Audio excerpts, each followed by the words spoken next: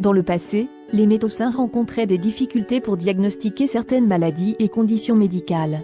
Les scientifiques ont donc cherché à développer des méthodes et des dispositifs pour résoudre ce problème. Un dispositif médical appelé imagerie par résonance magnétique, IRM, a donc été inventé.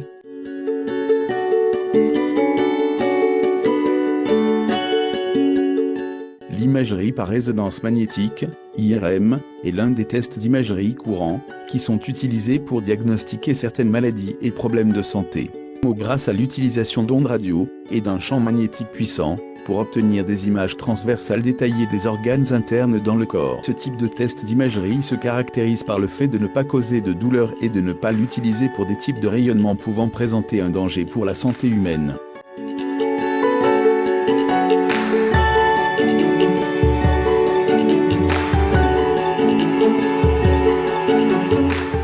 Troubles du cerveau, de la moelle épinière, des muscles et du foie.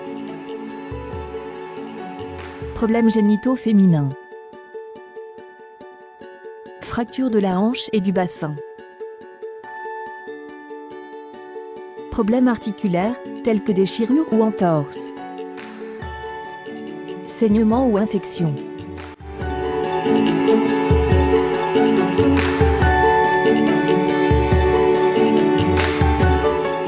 Le début de l'histoire et la naissance de l'idée de la résonance magnétique remontent à l'année 1945 à 1946 lorsque le scientifique Felix Bloch et Edward Purcell ont reçu le prix Nobel pour leur découverte de la résonance magnétique. Il a été développé par le scientifique Erwin Hahn en 1950. Il a été développé à des fins médicales en 1973 par les scientifiques britanniques et américains Peter Mansfield et Paul Lauterbur.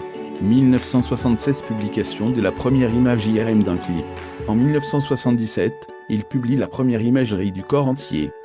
Il convient de noter que la résonance magnétique n'a été initialement utilisée dans les laboratoires de chimie qu'après avoir été mise à jour pour entrer dans le domaine médical.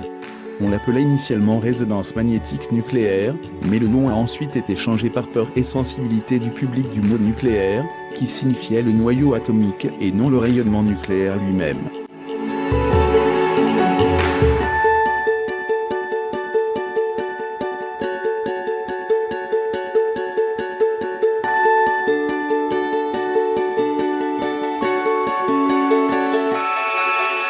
Le patient videra ses poches et retirera bijoux, ceinture et tout autre objet métallique.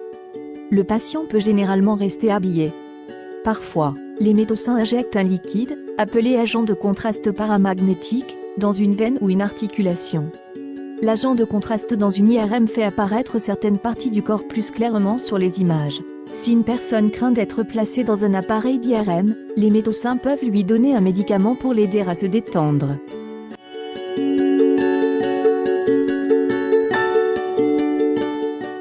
Le patient est allongé immobile sur une table qui est déplacée dans un grand scanner en forme de tube. Les médecins peuvent demander au patient de porter des écouteurs ou des bouchons d'oreilles, afin qu'il n'entende pas les sons forts de la machine à scanner. Ils peuvent également lui demander de retenir son souffle à certains moments. Le tournage dure 1 à 2 heures.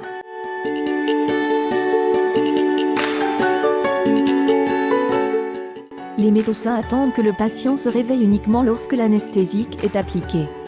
Le patient peut reprendre ses activités normales.